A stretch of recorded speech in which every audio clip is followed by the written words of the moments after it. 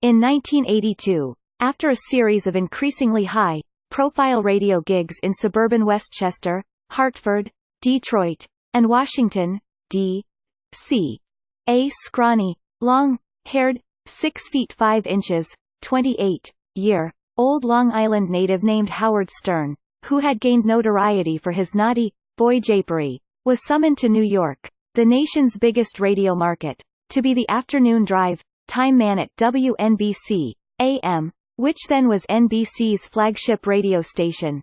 Stern garnered big ratings, but, after 3 years, was fired by executives at 30 Rock who felt he was tarnishing the Peacock Network's brand. Stern was promptly snapped up by another Big Apple station, WXRK-FM, or K-Rock, and during the next 2 decades served as its spectacularly popular morning man. Meantime, WNBC-AM went rapidly downhill and, in 1988, was shuttered, along with the rest of NBC's radio division. Over the years, Stern's show got syndicated to other major North American markets, and for a time, highlights from each day's show were aired the same evening on the E! Television network. In 2006, when Sirius and XM were competing to dominate the new medium of satellite radio, Sirius offered Stern a gigantic sum to be the centerpiece of its extremely wide range of programming, from the Catholic channel to Out Q for gays.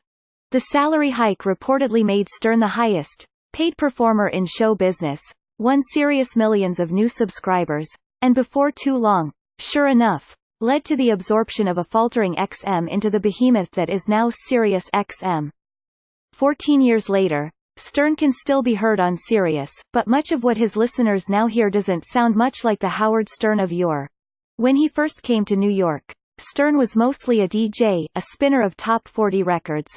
But he soon dropped the music entirely and instead spent his airtime jabbering with his co-host and newswoman, Robin Quivers, engaging in gut-busting, and often exceedingly puerile, exchanges with his stand-up comic sidekicks, Jackie the Jokeman, Martling 1986–2001, and, later, Artie Lang 2001–2009.